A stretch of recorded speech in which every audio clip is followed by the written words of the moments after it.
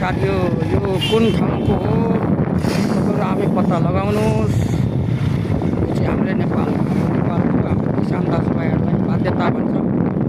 हेर्नुहोस् टक्क मकै, अहिले मकैको सिजनमा चाहिँ हाम्रो यसरी सुकाइरहेछन् हाम्रो किसान दाजुभाइहरूले। राति पानी पऱ्यो, मकैको अवस्था यो छ, बाटोको अवस्था यो छ। ल हेर्नुहोस्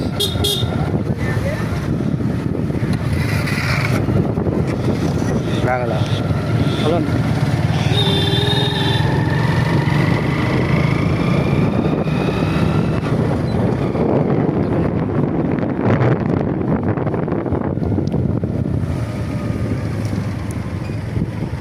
हेलो